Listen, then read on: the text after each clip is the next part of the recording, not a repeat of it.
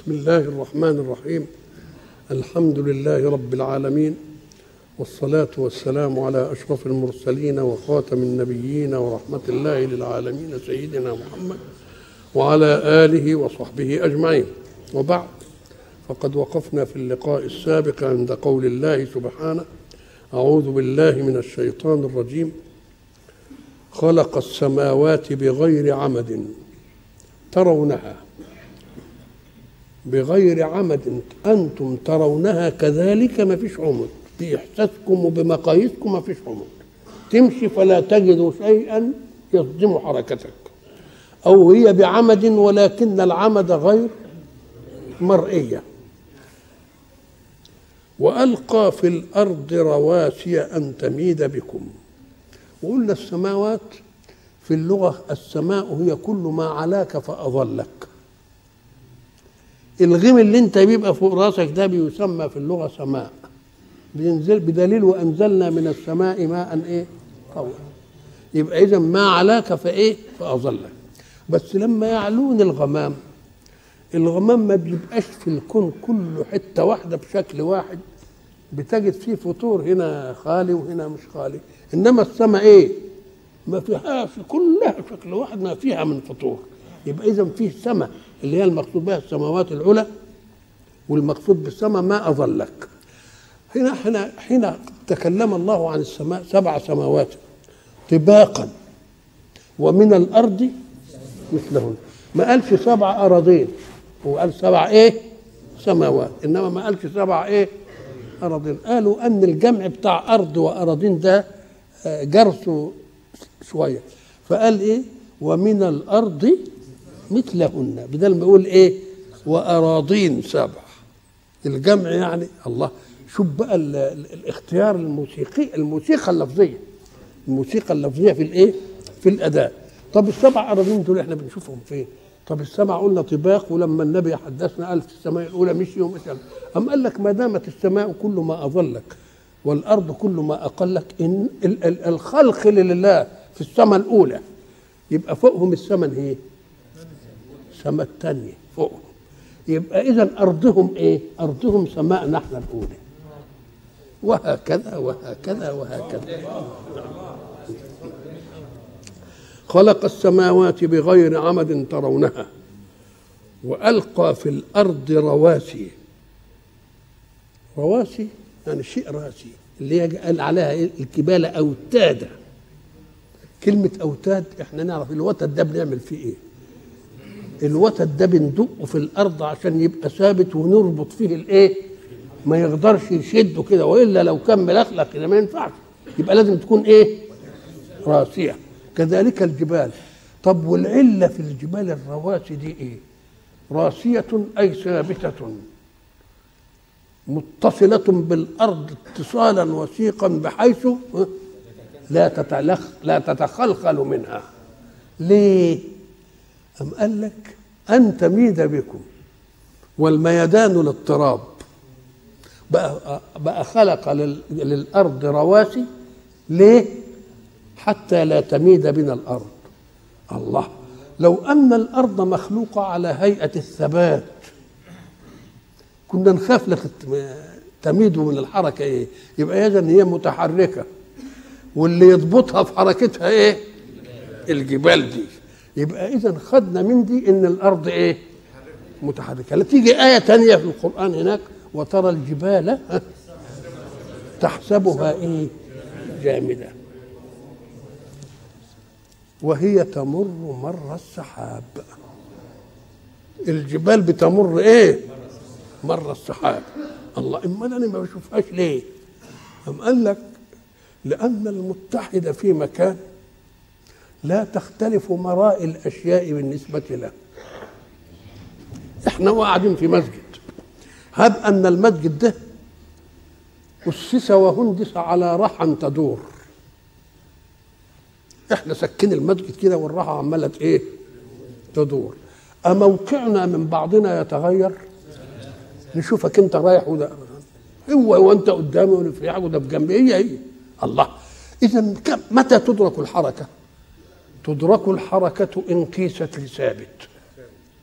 فاذا فتحنا شباك ولقينا نخله قدام الشباك ثم توارت النخله، نبقى نفهم ان اتحركنا. اذا مش ممكن اللي على الارض يدرك حركه الارض. ليه؟ لانها بتتحرك هي واللي عليه، فمواقعنا بالنسبه لبعضنا هو ثابت. انما لو قسناها لثابت كنا نعرف الايه؟ نعرف الحركه. كلام كويس قوي. وترى الجبال تحسبها ايه؟ جامده وهي تمر مر السحاب. طب ما دام الارض اوتاد والجبال بتمر مر السحاب، هتمر هي وتسيب الارض ولا لازم بتمر هي والارض؟ الله. يبقى اذا حركه الجبال تابعه لحركه مين؟ حركه الارض. وحركه الجبال مش ذاتيه بل تابعه لحركه مين؟ الارض. كذلك قال الله تمر مر السحاب. وهل السحاب فيه حركه ذاتيه ولا الريح هو اللي يبقى هي نعم. خلق السماوات بغير عمد ترونها والقى في الارض رواسي. وكلمه رواسي بس، مش ان تميد بكم عشان ما تضطربش في حركتها بس، ورواسي عشان معنى اخر. ليه؟ قال لك لانك لو نظرت الى قوت الانسان اللي به قوام حياته تجد لابد ان يكون من الزرع وما ينشا من الزرع. حيوانات برضه بتنشا بتاكل من مين؟ من الزرع. يبقى مقومات حياه الانسان كما قلنا سابقا ايه؟ طعام وماء يشرب وهواء، مش كده؟ الطعام اللي بنزرعه في الارض كده ونجيبه وناكله، والشراب من الماء اللي بينزل او بيبقى في مسارب في الارض ونطلعه ونضخه ونعمله مش عارف ايه، والهواء زي ما انتم عارفين. احنا قلنا زمان من رحمه الله بالانسان انه جعل ذاتيه استبقاء الحياه في الانسان. ازاي؟ قال لك هب انك وجدت في مكان لا طعام فيه ولا ماء، الله سبحانه وتعالى جعل في تكوينك مخزن قوت، بحيث لو جعت الجسم يروح مدك بما فيه من الدهن او بما فيه من اللحم او بما فيه. ولذلك انت لو جيت اختلفت في ميعاد اكلك، بتاكل الساعه 2 وبعدين الاكل غاب عنك للساعه 4، تقوم تقول ما عادش ليا نفس. انت مش ما عادش ليك نفس اصلك اتغديت، بس اتغديت من ايه؟ من المخزن اللي هنا.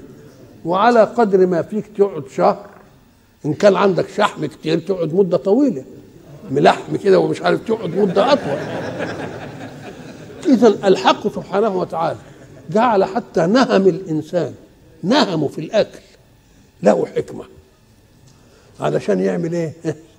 يدي الطاقه المطلوبه الان ويدي مخزون، بحيث اذا ما اكلتش اقعد شهر من غير اكل ويفضل الجسم يمدني يذوب الشحم الاول وبعدين اللحم وبعدين يبتدي على العظم ياخد منه.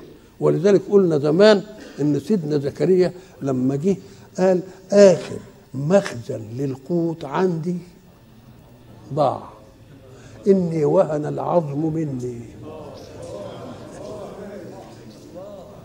وهن العظم يعني ما عادش عندي شحم ولا عادش عندي عضلات ولا لحم، وبستمد من مين؟ من العظم بتاعي. اني وهن العظم ايه؟ فكأن من رحمة الله بالخلق انه جعل شرع الانسان او بعضنا في الاكل بيديله مخزون عنده. هذا المخزون يقعد شهر تقريبا، بحيث اذا انقطع بك السبيل تقدر تغذي نفسك. طب والمي؟ قام قال لك اهو الصبر عليها ايه؟ اقل، ما تقدرش تصبر اكثر من 3 أيام الى 10 على قدر ما فيك من المائيه، وبعدين تبقى خلاص انتهت المساله. طب وايه كمان؟ والهواء ايه؟ قال لك ده الهواء ده ما تستغناش عنه الا بشهيق وزفير. قام قال لك طب شوف رحمتي بك بقى، اهو انا ما ملكتش الهواء لحد، لان لو ملك الهواء عليك قبل ما يرضى عنك تكون انتهيت. انما مثلا الميه تقعد من 3 ايام ل10 ودي تقعد لشهر، يمكن يرق عليك تحتال بحيله سياره تقعلك مش عارف ايه اي حاجه يعني تجيلك. يبقى من رحمه الله سبحانه وتعالى انه عمل ايه؟ جعل على الاشياء على حسب حاجتك اليها، فلان الهواء ده ما يمكنش الا بشهيق وزفير ما ملكوش لحاجه، والميه يملكها القليل لان ما اقدرش اصبر عنها الا ايه؟ مده بسيطه، والطعام قد ايه؟ يملك ويحجز عني مده طويله الى ان احتال او الى ايه؟ اخره. فاذا كان الحق سبحانه وتعالى جعل الجبال رواسي، كونها رواسي يعني ثابته، قال لك شوف بقى في عوامل اللي درسوها لنا في الجغرافيا اسمها عوامل ايه؟ التعريه. عوامل التعريه دي ايه؟ قال لك الشيء بيتعرض لبرد والحراره، التعرض للبرد يكمشه والتعرض للحراره يمده، الانكماش ده والانكماش يعمل تشقق فيها. كذلك الجبال يعمل تشقق في القشره العليا، ساعه ما يعمل تشقق فيه ينزل المطر، يروح واخد الايه؟ الطبقه اللي اتشققت دي ومنزلها، تمر على الجبل كله زي المبرد، تقوم تنزلها ايه؟ حاجه متفتته كده اللي احنا بنسميها الايه؟ الغريان او الطامج، ينزل في الوديان، يملأ الوديان ويمشي والبتاع يمشي ارض بقى. لو ان الجبال مش راسيه وثابته كان اول مطر يعمل ايه؟ يروح مبوشها وعاملها على سطح الارض، نقعد ناكل قيمه 5 6 سنين من القطم الخصب ده وبعدين ما نلاقيش اكل. فربنا كل وما ننزله الا بقدر معلوم. ما ننزله الا بايه؟ وبعدين الناس يزيدوا يقوموا لك ما هي الوديان تعلى، ما هو بينزل الغريان يملى تعلى، والبحر نرمي فيه الغريان ده. طب ما دمياط دي كانت على البحر، شوف دلوقتي راس البر بقت فين؟ الدلتا النيل دي كده كلها كانت بحر. اذا كل ما العالم يزيد كل ما ايه؟ يمتد المسائل. اذا دي جايه من ايه؟ من الجبال الرواسي. لو انها غير راسيه وغير ثابته كانت ايه تعمل ايه؟ تبوش مره واحده وتدي طبقه واحده خصبه وبعد ذلك تكدي الايه؟ تكدي الارض. ولذلك اقرا ان شئت قول الله: اعوذ بالله من الشيطان الرجيم، قل أئنكم لتكفرون بالذي خلق الأرض في يومين وتجعلون له أندادا ذلك رب العالمين وجعل فيها رواسي من فوقها وبارك فيها وقدر فيها أقواتها. يبقى إذن الجبال الرواسي عشان ما تضطربش وعشان ينزل منها مخازن الخصوبة التي تنبت لنا به تنبت الزرع اللي به قوام ايه؟ اللي به قوام ايه؟ قوام حياتنا. خلق السماوات بغير عمد ترونها وألقى في الأرض رواسي أن تميد بكم وبث فيها من كل دابة. بث أي نشر، ومن كل دابة وما له دبيب على الأرض.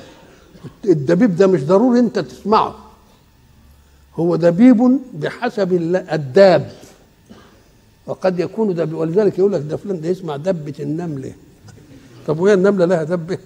فكأن هي لها دبة، بس ودن مين اللي تستطيع انها نعم. وبث فيها من كل دابة. احنا نقول بقى وبث فيها من كل دابة، كلمة كل السور كلي يعني حاجات كتيرة قوي تدب على الأرض.